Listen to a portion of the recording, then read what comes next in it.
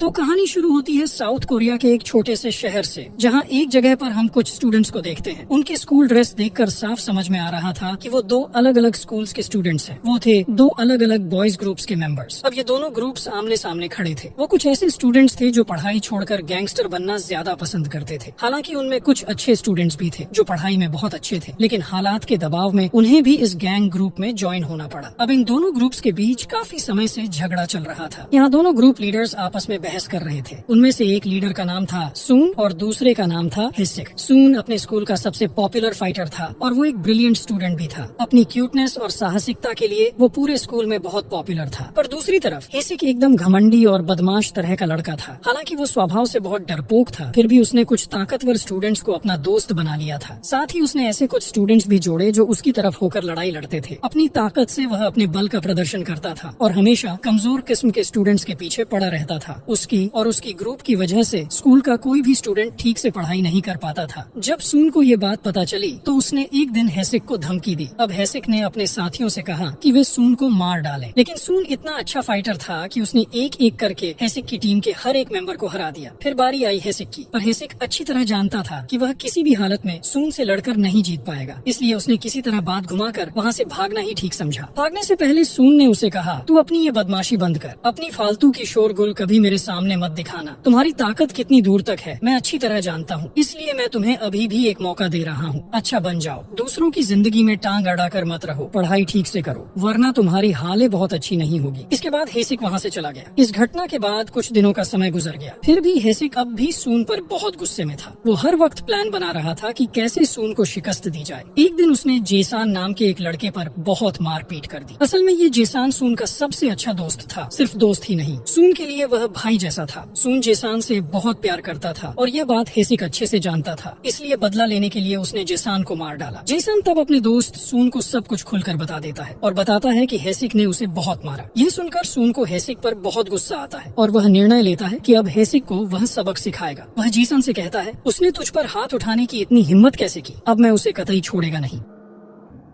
लेकिन जेसान उससे कहता है, तू क्या मार पिटाई के अलावा कुछ समझता भी नहीं? तू लोगों से ऐसे दुश्मनी क्यों रखता है? लड़ाई झगड़ा कभी भी कुछ अच्छा नहीं लाता, इसलिए तुझे भी ये सब बंद कर देना चाहिए। अगर आज तू फिर से जाकर हेसिक को मारेगा तो क्या कोई गारंटी है कि कल वह मुझे फिर से नहीं मारेगा? मुझे पता है कोई गारंटी नहीं है। तो अगर वह बदला लेके चुपचाप रहना चाहता है तो उसे चुपचाप ही रहने दे। इस बात को लेकर अब ज्यादा झंझट मत कर। जेसान ने कहा, ऐसा तो नहीं है कि तू हर वक्त मेरे पास रहकर मेरी रक्षा कर पाएगा, इसलिए मुझसे वादा कर कि तू इस मामले में हेसिक से अब कुछ भी नहीं बोलेगा। सून ने तब जेसान से वादा किया कि वो हेसिक से इस बारे में अब कुछ नहीं कहेगा। इसके बाद दोनों घूमने और मस्ती करने के लिए बाहर चले गए। असल में जेसान और सून बचपन से ही बहुत अच्छे दोस्त थे, यहाँ तक कि वे दोनों कई सालों तक एक ही स्कूल में साथ पढ़े थे। लेकिन हाई स्कूल आने के बाद कुछ कारणों से उन्हें अपने स्कूल बदलने पड़े। हालांकि अब उनके स्कूल अलग थे, फिर भी उनकी दोस्ती आज भी उतनी ही मजबूत थी जितनी बचपन में थी। वे आज भी एक दूसरे के बेस्ट फ्रेंड्स थे। उनके बीच का प्यार और अपनापन जरा भी कम नहीं हुआ था। स्कूल खत्म होते ही दोनों रोज मिलते और दिन भर मस्ती करते हुए समय बिता देते। शरारतें करते करते कब वक्त निकल जाता उन्हें जरा भी एहसास नहीं होता था। पर सून और जेसान दोनों बिल्कुल अलग किस्म के इंसान थे। उनकी पर्सनैलिटी भी एकदम अलग थी। जहाँ सून बहुत ही बहादुर और ताकतवर था, वहीं जेसान उसका उल्टा था, बहुत ही सादा साफ और सीधे स्वभाव का लड़का। जेसान के अंदर अन्याय के खिलाफ खड़े होने की हिम्मत कम ही थी। वह झगड़े मारपीट से बहुत डरता था, लेकिन सून हमेशा अन्याय के सामने डट कर खड़ा रहता था और किसी से भी डरता नहीं था। इसी स्वभाव की वजह से उसके कई दुश्मन बन गए थे। दूसरी तरफ जेसान अपनी सादगी से अपना जीवन शांत तरीके से जीता था और उसके दोस्त सिर्फ सून ही थे। इन दोनों में ज्यादा फर्क होने के बावजूद भी उनकी दोस्ती बहुत मजबूत थी। कभी किसी बात पर झगड़ा नहीं होता था। एक दिन जब वे मस्ती करते हुए घर लौट रहे थे, तभी रास्ते में उन्हें एक कागज मिला। वह एक टेम्पलेट था एक फाइटिंग कंपटीशन के बारे में, जिसमें विजेता को लाखों रुपए देने की बात लिखी थी। सून ने यह देखकर तुरंत उस कंपटीशन में भाग लेने के लिए उत्साहित हो गया। पर जेसान ने फिर उसे समझाया, मैंने एक बार कहा था कि मारपिटाई से कुछ भी अच्छा नहीं होता। क्या तू फिर से फाइट करना चाहता है? अगर तू ऐसा करेगा तो मैं तेरे साथ बात करना बंद कर दूंगा। यह सुनकर जेसान ने बहुत समझाकर सून को उस कंपटीशन में जाने से रोक दिया। अब घर लौटते वक्त अचानक उन्होंने देखा कि हेसिक एक लड़की के पीछे पीछे एक कॉफी शॉप में जा रहा है। असल में वो लड़की के साथ बदतमीजी करने की कोशिश कर रहा था। यह देखकर सून को फिर से बहुत गुस्सा आ गया। हालांकि जेसान ने उसे वहाँ जाने से मना किया, लेकिन इस बार सून ने उसकी एक नहीं सुनी। वो पहले हेसिक को समझाने की कोशिश करता है, लेकिन जब हेसिक उससे उल्टी सीधी बातें करने लगता है तो सून अपने आप पर काबू नहीं रख पाता और उसे मारना शुरू कर देता है। हेसिक इस बार सून से कुछ भी कहने की हिम्मत नहीं करता क्योंकि वह अच्छी तरह जानता था कि चाहे जितनी कोशिश कर ले वह सून को हरा नहीं सकता। इसलिए वह कुछ कहे बिना चुपचाप वहाँ से निकल जाता है, लेकिन उसके चेहरे से साफ झलक रहा था कि वह आगे जाकर इसका बदला जरूर लेगा। इसके बाद हम जेसन और सून को साथ देखते हैं। वे दोनों हंसते मजाक करते हुए खाना खा रहे थे। असल में वे दोनों पड़ोसी भी थे, इसलिए अक्सर एक दूसरे के घर आते जाते रहते थे। यहाँ तक कि उनके दोनों फैमिली भी उन्हें अपने बच्चों की तरह ही मानते थे। और यहाँ हमें पता चलता है कि उन दोनों में से जेसन की एक गर्लफ्रेंड थी, जबकि सून अभी भी सिंगल था। तो जेसन मजाक में सून से कहता है, तू मुझसे ज्यादा हैंडसम और साहसी तो हो सकता है, लेकिन मेरे जैसा गर्लफ्रेंड बनाने का साहस तेरे पास नहीं है। इस पर सून हंसते हुए जवाब देता है, गर्लफ्रेंड बनाना तो बच्चों का काम है, समझा? मैं तो सीधे शादी करना चाहता हूँ। शादी करना ही असली बहादुरी है, क्योंकि गर्लफ्रेंड से प्यार तो हर कोई कर सकता है, पर शादी करने की हिम्मत कितनों में है। इसके बाद जेसन बताता है कि रविवार को उसकी गर्लफ्रेंड ने उसे डेट पर बुलाया है, क्योंकि रविवार उनका छुट्टी का दिन है। ये सुनकर सून थोड़ा नाराज हो जाता है और कहता है, अरे तूने तो कहा था कि इस रविवार मेरे साथ टाइम बिताएगा, हम दोनों साथ घूमने जाएंगे। मैंने तो पहले ही पूरा प्लान बना लिया था कि कहाँ कहाँ जाकर मस्ती करेंगे। अब अगर तू डेट पर जाएगा तो मेरा पूरा दिन बेकार हो जाएगा। तू न हो अगले रविवार चला जाना। लेकिन जेसन उसकी एक नहीं सुनता। इस पर सून थोड़ा भावुक होकर कहता है, तू हमेशा अपनी गर्लफ्रेंड को मुझसे ज्यादा अहमियत देता है। तेरी जिंदगी में मेरी कोई कीमत ही नहीं रही क्या? मैं ये नहीं कह रहा कि तू अपनी गर्लफ्रेंड को टाइम मत दे, बस इतना चाहता हूँ कि तू मुझे भी थोड़ा महत्व देना सीख। असल में इस बात से सून का मन हमेशा उदास रहता था, क्योंकि उसे लगता था कि शायद जेसन की जिंदगी में अब उसकी कोई अहमियत नहीं रही। तो इसके बाद देखा जाता है कि सून के इतना कुछ कहने के बाद भी जेसन अपनी गर्लफ्रेंड के साथ डेट पर चला जाता है। लेकिन उसकी गर्लफ्रेंड नोटिस करती है कि आज जेसन कुछ ज्यादा ही जल्दी में है, जैसे उसका मन यहाँ है ही नहीं। वह ऐसा बर्ताव कर रहा था मानो बस यहाँ से निकल जाना चाहता हो। उसकी गर्लफ्रेंड तब पूछती है, क्या हुआ? तू आज कुछ अलग लग रहा है, कोई टेंशन है क्या? इस पर जेसन मुस्कुराते हुए कहता है, अरे नहीं, कुछ नहीं हुआ। लेकिन असल में जेसन के मन में सून के लिए बहुत बुरा लग रहा था। उसे बहुत गिल्टी फील हो रहा था कि उसने सून के साथ प्लान कैंसिल कर दिया, क्योंकि हमेशा जब जेसन कुछ कहता सून उसकी बात सुनता था, लेकिन अक्सर जब सून को उसकी जरूरत होती जेसन उसे नजरअंदाज कर देता था। इसलिए आज जेसन को लगने लगा कि वह शायद सून जैसा सच्चा दोस्त कभी बन ही नहीं पाया। वह बार बार सून को कॉल कर रहा था। दूसरी तरफ सून उदास होकर सड़क किनारे बने एक पार्क में बैठा था। वह बहुत चुपचाप और खोया हुआ लग रहा था। जेसन के कई बार कॉल करने के बावजूद भी सून उसका एक भी फोन रिसीव नहीं कर रहा था। लेकिन ठीक उसी समय हेसिक वहाँ सून को ढूंढते ढूंढते पहुँच जाता है। वह सून से कहता है, मैं आज तेरे साथ फाइट करने के लिए पूरी तरह तैयार होकर आया हूँ। मैं तुझे चैलेंज दे रहा हूँ, अगर दम है तो मुझे हरा कर दिखा। सून शांत होकर जवाब देता है, तू खुद भी जानता है कि तुझे हराना मेरे लिए कोई बड़ी बात नहीं है, लेकिन यकीन कर आज मेरा लड़ने का बिल्कुल भी मूड नहीं है। ये सुनकर हेसिक गुस्से में आ जाता है और बात को और बढ़ाने के लिए जेसन को लेकर एक घटिया टिप्पणी करता है। वह कहता है, क्या तू भी जेसन जैसा निकम्मा बन गया है? मुझे तो वो लड़का बिल्कुल मर्द ही नहीं लगता। उसमें जरा भी हिम्मत या मर्दानगी नहीं है, वरना कोई लड़का इतना डरपोक होता है क्या? और मुझे तो लग रहा है कि तू भी अब उसी की तरह बन गया है। जेसन के बारे में ऐसी बात सुनकर सून का गुस्सा बेकाबू हो जाता है। वह तुरंत हेसिक की चुनौती स्वीकार कर लेता है, ये तय करते हुए कि अब वह उसे सबक सिखाकर ही रहेगा। हेसिक तब उसे एक लोकेशन बताता है और वहाँ से चला जाता है, जबकि सून भी बिना किसी देर के सीधे उसी जगह की ओर निकल पड़ता है।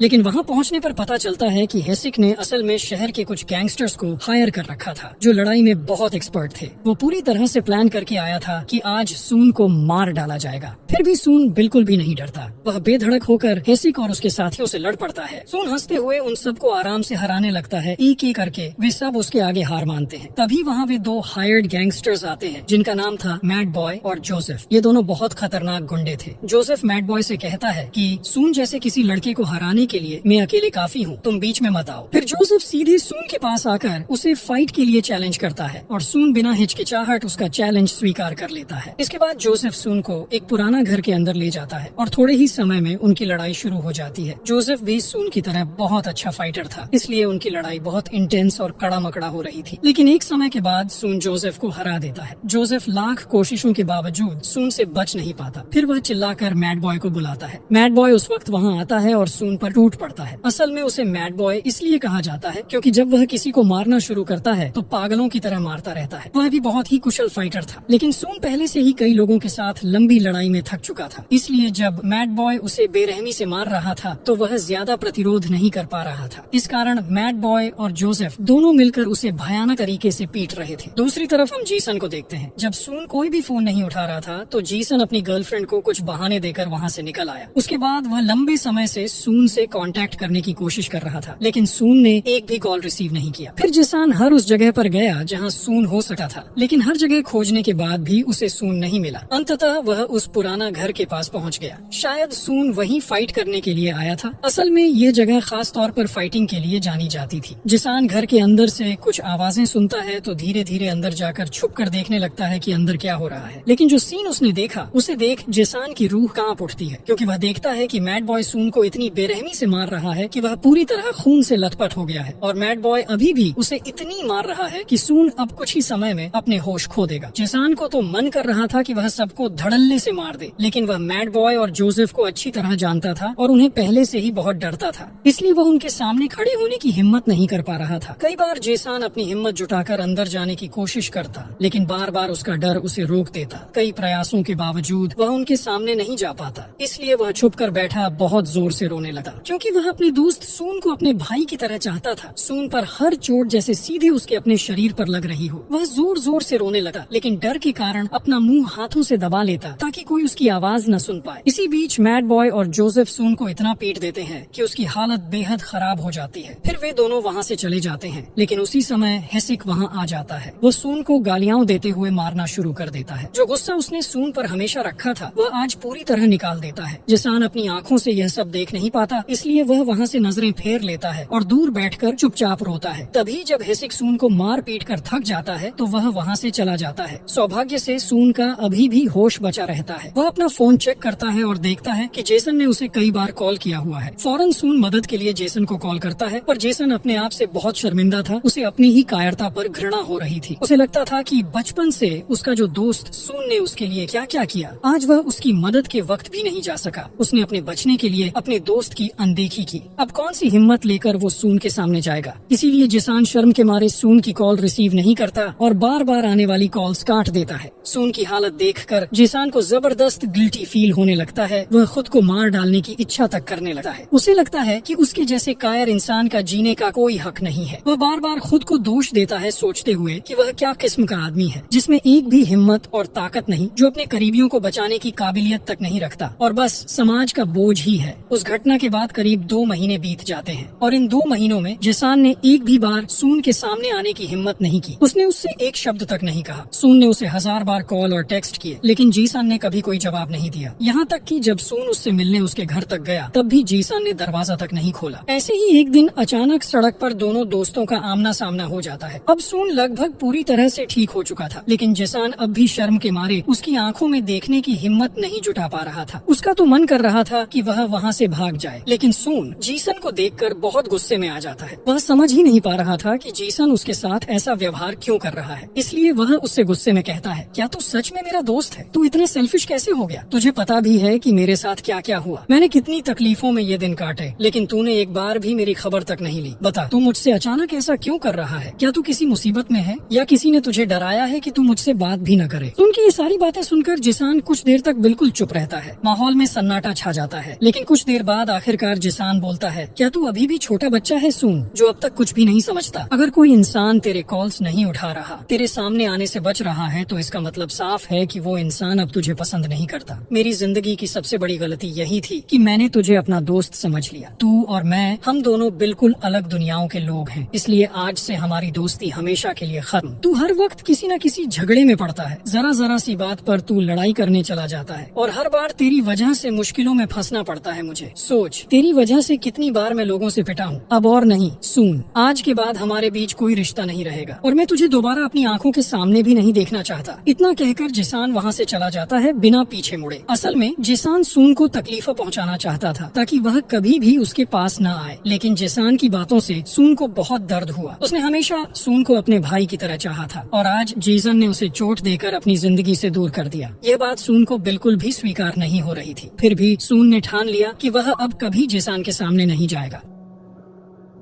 इस तरह कुछ और दिन बीत गए। इसी बीच हम जेसान को देखते हैं। वह एक फाइट क्लब में आया हुआ था। यही वह क्लब था जिसका टेम्पलेट उसने और सून ने सड़क पर देखा था। क्लब में आने के बाद जेसान कुछ प्रोफेशनल फाइटर्स को देखता है। वह उनसे लड़ाई करने के लिए कहता है, लेकिन जेसन की हरकतों को देखकर फाइट क्लब का ओनर समझ जाता है कि शायद जेसन इस लाइन में नया है, इसलिए वह उसे लड़ाई के विभिन्न नियम समझाने लगता है। इसके बाद जेसन को कहा जाता है कि हमारे क्लब में लड़ाई करने के लिए उसे पैसे लगाकर बेट करना होगा। अगर वह किसी तरह जीत जाता है तो उसे उस पैसे का 2 गुना लौटाया जाएगा, और अगर वह हार जाता है तो वह पैसा उसके ओपोनेंट टीम को मिल जाएगा। यह सुनकर जेसान मान जाता है, लेकिन असल में जेसान यहाँ लड़ाई करने नहीं आया था, बल्कि वह फाइट सीखने आया था। क्लब में केवल बेट पर लड़ाई कराई जाती है, इसलिए वह यही मान जाता है। पिछले 2 महीनों से उसने अपने अंदर बहुत गुस्सा दबा रखा था। वह सोच रहा था कि एक लड़ाई करके अपने सारे गुस्से को निकाल दे और खुद को थोड़ा नॉर्मल महसूस कराए। तो वह कुछ पैसे लगाकर क्लब के एक अच्छे फाइटर के साथ लड़ाई करने के लिए तैयार हो जाता है। कुछ ही समय में उनकी लड़ाई शुरू हो जाती है, लेकिन जेसान के लिए यह सब कुछ बिल्कुल नया था, इसलिए उसके अंदर पहले जैसी डर और घबराहट बनी रहती है। वह लड़ाई करने के बजाय बार बार पीछे हटा रहता है। एक समय पर वह फाइटर उसके पास आता है और हमला करने लगता है, लेकिन जेसान लड़ाई करने के बजाय बस उसके वार से बचने की कोशिश करता है। लेकिन उसकी यह रणनीति ज्यादा समय तक काम नहीं आती। एक समय ऐसा आता है जब वह फाइटर जेसान को बहुत मारने लगता है, इतना कि जेसान हारते हारते लगने लगता है। वह इस मैच में गिव अप करना चाहता था, लेकिन तभी उसे उस दिन की याद आ जाती है जब हेसिक और उसके साथी सून को बेरहमी से पीट रहे थे। वे भी सून को लगातार चोट पहुंचा रहे थे, ठीक वैसे ही जैसे यह फाइटर जेसान पर वार कर रहा था। उस समय जेसान के कानों में बार बार सून की चीखें गूंजती हैं कि कैसे सून उस दिन इतनी बेरहमी से मारा गया था। अचानक जेसान के शरीर में एक अजीब शक्ति दौड़ जाती है। वह जोर जोर से चिल्लाता हुआ खड़ा हो जाता है और अपने ओपोनेंट पर हमला कर देता है। वह उसे लगातार मारने लगता है। उसकी इस रूप को देखकर सभी लोग डर जाते हैं, क्योंकि वे उसे हमेशा कमजोर और भोला समझते थे, लेकिन अब वे उसके एक बिल्कुल अलग, हिंसक और भयंकर रूप को देख रहे थे। तो जब जेसान रुकने का नाम ही नहीं ले रहा था तो क्लब का ओनर आकर उसे रोकता है। जेसान की फाइट देखकर ओनर बहुत इम्प्रेस हो जाता है। थोड़ा शांत होकर जेसान भी खुद नहीं समझ पा रहा था कि उसने उसे कैसे हरा दिया। ओनर उसकी फाइट की खूब तारीफ करता है और कहता है कि अगर जेसान थोड़ी मेहनत करे तो वह बड़े फाइटर बन सकता है, उसके अंदर वो काबिलियत है। फिर ओनर जेसान को उसका सारा दिया हुआ पैसा लौटा देता है। जेसान ओनर से बताता है कि असल में वह यहाँ बाजी लगाकर फाइट करने आया था। ये सच नहीं है, वह यहाँ फाइट सीखने आया है। कुछ दिन पहले उसकी जिंदगी में कुछ ऐसा हुआ कि अब उसके लिए फाइट सीखना बहुत जरूरी हो गया है। क्या आप मुझे फाइट सिखाएंगे? वह पूछता है। ओनर कहता है, मैं तुम्हें फाइट सिखा सकता हूँ, लेकिन उससे पहले मैं जानना चाहूंगा तुम्हारी जिंदगी में क्या हुआ था और तुम फाइट क्यों सीखना चाहते हो। जब जेसान ने कहा, ठीक है, आपने कभी अपनी जिंदगी का सबसे करीब का इंसान किसी को पीटते देखा है? उसे जबरदस्त चोट लगते देख खून से लथपथ होकर चिल्लाते सुना है? और उससे भी बदतर, क्या कभी आपको ऐसा हुआ है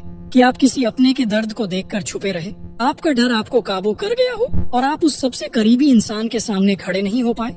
वो इंसान जो हमेशा आपको पहले रखता था, आपके लिए सब कुछ करता था, और आप डर के मारे छुप गए। मेरा साथ भी बिल्कुल ऐसा ही हुआ। मैंने अपने भाई जैसे दोस्त को ऐसे मार खाते देखा। उसकी चीखें आज तक मेरे कानों में गूंजती हैं। उस दिन के बाद से मेरी नींद उड़ी हुई है, इसलिए अब मैं खुद को इस तरह बनाना चाहता हूँ कि कभी भी मेरी आंखों के सामने किसी को इतनी पीड़ा सहनी न पड़े। मैं चाहता हूँ कि कोई भी फिर कभी मेरे दोस्त पर आंख उठाकर देखने की हिम्मत न करे। जेसान की बात सुनकर क्लब का ओनर बहुत इम्प्रेस हो गया और वह उनकी दोस्ती का दिल से सम्मान भी करने लगा। फिर ओनर जेसान से कहता है कि वह उसे फाइटिंग की सभी स्किल्स सिखा देगा, लेकिन इसके बदले में जेसान को उसका एक छोटा सा मददगार बनना पड़ेगा। जेसान पूछता है, मैं आपको कैसे मदद करूंगा? ओनर बताता है, जब मैं तुझे पूरा ट्रेन कर दूंगा तो मैं तेरे लिए सबसे महंगे पैसे वाले फाइटर्स को ढूंढ कर लाऊंगा, जो लोग बड़ी बड़ी रकम लगाकर लड़ते हैं। फिर मैं तुझे इतना माहिर बना दूंगा कि तू उन्हें भी हरा सके, और जब तू उन्हें हराकर जो इनाम जीतेंगे उसमें से मैं सिर्फ 30% रखूंगा, बाकी पूरा पैसा तेरा रहेगा। इससे हम दोनों खूब पैसा कमा लेंगे। बस मुझे तेरा ये छोटा सा सहयोग चाहिए। जेसान इस प्रस्ताव पर तुरंत राजी हो जाता है। इसके बाद जेसन हर दिन उस क्लब के ओनर के पास जाकर फाइट सीखता है। धीरे धीरे जेसन अपने आप में बहुत सुधार कर रहा है। उसके अंदर से डर लगभग पूरी तरह गायब हो गया है। वह खुद को एक माहिर फाइटर बनाने के लिए पूरी मेहनत कर रहा है। वह क्लब के ओनर से फाइटिंग सीखने के साथ साथ पैसा लगाकर बड़े बड़े फाइटर्स के साथ लड़ाई करता है। इससे उसकी फाइटिंग स्किल और भी बेहतर होती चली जाती है। जब जेसन लड़ाई करता तो क्लब का ओनर उसकी हर फाइट रिकॉर्ड कर लेता। जेसन ये रिकॉर्ड वीडियो बार बार देखकर अपनी फाइटिंग स्किल सुधारने की कोशिश करता। करता। दूसरी तरफ हम सून को देखते हैं, वह अब बहुत ज्यादा डिप्रेस रहता है। वह अब भी अपनी सामान्य जिंदगी में लौट नहीं पाया है। उसके लिए यह मानना मुश्किल था कि उसका सबसे अच्छा दोस्त उसे छोड़ गया। बार बार उसे जेसन की वही बातें याद आती हैं, जो जेसन ने आखिरी बार कहा था कि उसने सून के लिए ही बार बार लोगों के हाथों पीटा सहा। सून के दिमाग में यह विचार चलता रहता है कि सारी घटनाओं के लिए हेसिक जिम्मेदार है, क्योंकि हेसिक ने ही उस दिन जेसन को मारा था। सून सोचता है कि हेसिक की मार की वजह से ही जेसन उसे छोड़कर चला गया। इसी सोच में एक रात सून बदला लेने के लिए सीधे हेसिक के कुछ दोस्तों के पास चला जाता है। फिर सून ने हेसिक के दोस्तों को उसी तरह बुरी तरह पीटा, ठीक वैसे ही जैसे हेसिक ने जेसन के साथ किया था। जब हेसिक को ये बात पता चलती है तो वह सून की तलाश करने लगता है, पर कहीं उसे सून नहीं मिलता।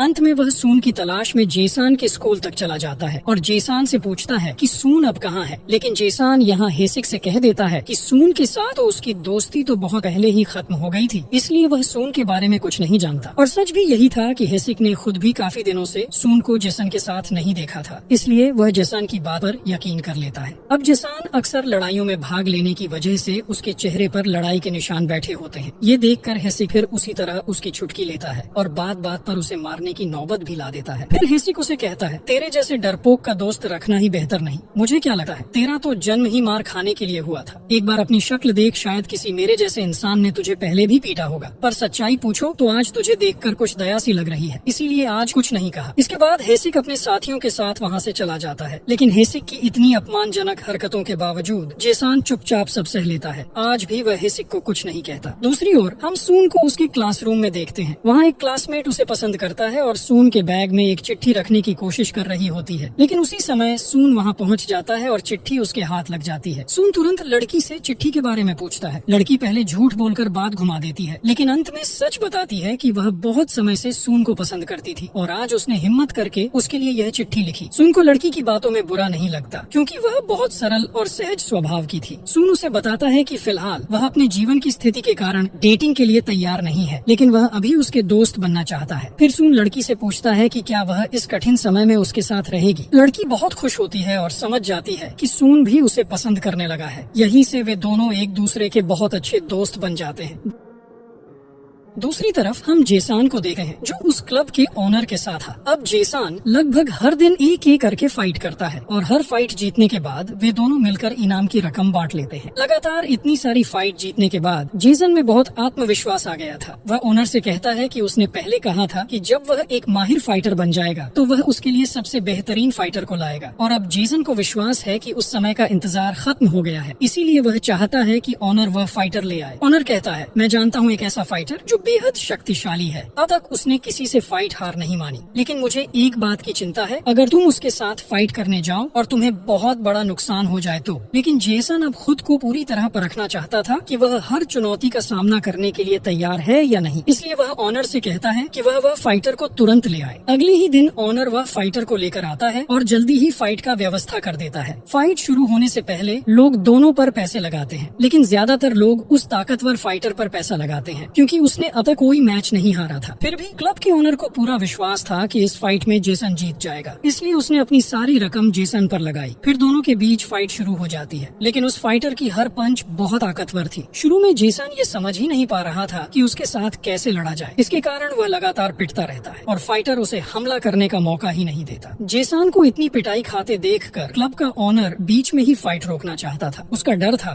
कि इतना मार खाने से जेसन का आत्मविश्वास कमजोर हो जाएगा, लेकिन कुछ ही समय में जेसन खुद को पूरी तरह संभाल लेता है और काउंटर अटैक के लिए तैयार हो जाता है, और एक पल में ही वह उस फाइटर पर झपट पड़ता है। फिर जेसन उसे एक के बाद एक इस तरह मारता है कि वो फाइटर सही से खड़ा भी नहीं हो पाता। वो उस काउंटर अटैक को बर्दाश्त ही नहीं कर पा रहा था। उसे जेसन पर एक भी बार अटैक करने का मौका नहीं मिल रहा था। कुछ ही देर में उसने हार मान ली और जेसन फिर से जीत गया। लेकिन जीतने के बाद भी जेसन का गुस्सा कम नहीं हुआ। वो और लड़ना चाहता था। क्लब का ओनर उसे रोक लेता है, फिर शांति के लिए उसे एक सुपर शॉप में लेकर जाकर ट्रीट देता है। आज की जीत के बाद दोनों ने खूब सारा पैसा जीता। ओनर जेसन से कहता है कि उसकी बॉडी की हालत अब खराब हो चली है, उसे कुछ दिनों का आराम लेना चाहिए। और जेसन कहता है कि वह तब तक आराम नहीं ले पाएगा जब तक अपने दोस्त के साथ हुए अन्याय का बदला नहीं ले लेता। फिर वो ओनर को बताता है कि अब वह ग्रुप फाइट करना चाहता है ताकि हेसिक और उसकी पूरी टीम को हराने के लिए खुद को तैयार कर सके। हालांकि ओनर उसे अभी ऐसा करने से मना कर रहा था, पर जेसन की जिद की वजह से ओनर को मानना पड़ा और उसने कहा कि वह बहुत जल्द एक ग्रुप ग्रुप फाइट का मैनेज कर देगा। दूसरी तरफ हम सन को देखते हैं। अब उसकी उस लड़की दही के साथ बहुत अच्छी दोस्ती हो गई है। आज दही ने सन के साथ मूवी देखने का प्लान बनाया था, लेकिन वहाँ पहुँचने से पहले सन को एक कॉल आता है। कॉल करने वाला था जेसान। जेसान का कॉल पाकर सून बहुत आश्चर्यचकित हो जाता है। जेसान बताता है कि वह सून से कुछ इम्पोर्टेंट बातें करना चाहता है। इसके लिए वह सून को एक एड्रेस देता है और वहाँ आने को कहता है। सून बहुत खुश होता है। फिर वह दही को मनाकर आज का मूवी प्लान कैंसिल कर देता है और खुशी खुशी दौड़ते हुए जीसन के बताए एड्रेस की तरफ जाने लगता है, क्योंकि उसे लगता है कि शायद जीसन उनकी दोस्ती फिर से सही कर देगा। लेकिन वहाँ पहुँचने के बाद सून को एहसास होता है कि वह जैसा सोच रहा था वैसा कुछ भी नहीं है। जेसन उसके साथ वैसे ही बात कर रहा है जैसे कोई अजनबी। उसमें कोई बदलाव नहीं आया था और जेसन ने सून की ओर एक बार भी नहीं देखा। इससे सून का मन फिर से दुखी हो जाता है। सून जानना चाहता है कि उसने क्या गलती की है कि जेसन उसके साथ ऐसा व्यवहार कर रहा है। जेसन कहता है, तेरी कोई गलती नहीं है, सारी गलती मेरी है। मैं अब पहले वाला जेसन नहीं हूँ। बस ये जान ले कि एक दिन मैं अपने आप को तेरे सामने साबित करके दिखाऊंगा। इस बात को सुनकर सून को लगता है कि शायद उसने हमेशा जेसन के सामने स्ट्रांग होने का दिखावा किया, इसलिए जेसन को अपने आप को उसके सामने छोटा महसूस हुआ होगा। शायद इसी वजह से जेसन अब खुद को उससे भी ज्यादा स्ट्रांग बनाना चाहता है। लेकिन यह बात सून को बहुत बुरी लगी, इसीलिए आज उनके बीच कुछ तीखी बातें हुई और सून गुस्से में वहाँ से चला गया। इसके बाद देखा जाता है कि जेसन लगभग हर दिन एक एक करके फाइट जीता है, यहाँ तक कि ग्रुप फाइट में भी वह जीता है। दूसरी तरफ हम जोसेफ को देखते हैं, वही लड़का जिसने उस दिन सून को मारा था। अब जोसेफ हेसिक के पास कुछ पैसे उधार मांगने आता है, लेकिन हेसिक बहाने बनाकर उसे पैसे देने से मना कर देता है। वहीं सून लंबे समय से हेसिक पर बहुत गुस्सा था, इसलिए वह किसी भी तरह हेसिक से बदला लेने की तैयारी कर रहा था। तो आज सून हेसिक को किसी जगह अकेला पाता है। इसके बाद सून हेसिक को वहीं इच्छानुसार मारता है। हेसिक पर उसका जितना गुस्सा था वह सब निकालने की कोशिश कर रहा था, लेकिन लंबे समय तक मारने के बाद सून को हेसिक पर थोड़ी दया आ जाती है, इसलिए वह उसे वहीं छोड़कर चला जाता है। लेकिन यह पूरी घटना हेसिक के आत्मसम्मान को चोट पहुंचाती है, इसलिए वह तुरंत जोसेफ को फोन करता है और कहता है कि जोसेफ जितने पैसे चाहे वह उसे दे देगा, लेकिन इसके बदले जोसेफ को सन के हाथ पांव तोड़कर उसे लंगड़ा करना होगा। जोसेफ भी इस बात पर राजी हो जाता है। अगले दिन हेसिक अपने कुछ साथियों के साथ सून को ढूंढने लगा है, लेकिन पिछले बार की तरह वे सून को कहीं नहीं ढूंढ पाते, क्योंकि सून बहुत समय से ठीक से स्कूल नहीं आता, इसलिए वे जेसन के स्कूल चले जाते हैं। लेकिन वहाँ पहुँचने के बाद वे यह पता करते हैं कि जेसन और सून के बीच अब कोई भी संबंध नहीं है, इसलिए हेसिक जेसन से सून के बारे में कुछ नहीं पूछता, बल्कि वह काफी मेहनत करके सून के कुछ दोस्तों से उसका नंबर निकालता है। फिर वो सून को फोन करके एक एड्रेस देता है और कहता है, अगर तू कल सुबह 10 बजे तक इस एड्रेस पर नहीं आया तो तुझे अपना प्यारा दोस्त हमेशा के लिए खोना पड़ेगा। हालांकि अब तुम दोनों के बीच कोई रिश्ता नहीं रहा, फिर भी मैं जानता हूँ कि तू जेसन के लिए क्या क्या कर सकता है। हेसिक की बात सुनकर सून समझ जाता है कि उसने उससे मारने की पूरी तैयारी कर रखी है। फिर भी सून जेसन के बारे में सोचकर उस एड्रेस पर जाने का फैसला करता है। जब सून वहाँ पहुँचता है तो पाता है कि हेसिक अपनी पूरी टीम लेकर सचमुच वहीं इंतजार कर रहा है। ठीक जब वे सब मिलकर सून को मारने पड़ने वाले थे, सून सच्चे दिल से हेसिक के सामने हाथ जोड़कर माफी मांगता है। वह कहता है कि वह अब किसी तरह की दुश्मनी नहीं चाहता। असल में वह बिल्कुल नहीं चाहता कि जेसन को उसकी वजह से और कोई नुकसान हो, इसलिए वह माफी मांगकर सब कुछ खत्म कर देना चाहता है। लेकिन हेसिक यह सुनकर कहता है, ठीक है, तेरी बात समझ में आ गई, पर मेरे दिल में तुझसे बेहद गुस्सा है। अब इसके बदले तू क्या करने को तैयार है? तो सून ने कहा कि तुम लोग मुझे जैसा चाहे मार दो, मैं उसे सह लूंगा, बस बदले में हमारी सारी झगड़े यहीं खत्म हो जाएं। पर हेसिक ये मौका छोड़ने को तैयार नहीं था, इसलिए उसने फौरन सून पर टूट पड़े। वो और उसके साथियों ने मिलकर सून को बुरी तरह पिटाया। कई देर तक पीटने के बाद भी जब हेसिक का गुस्सा कम नहीं हुआ तो उसने सून के मुंह में एक लॉलीपॉप डाल दी और जोर जोर से थप्पड़ मारता रहा, जिससे सून के मुंह से खून निकलने लगा।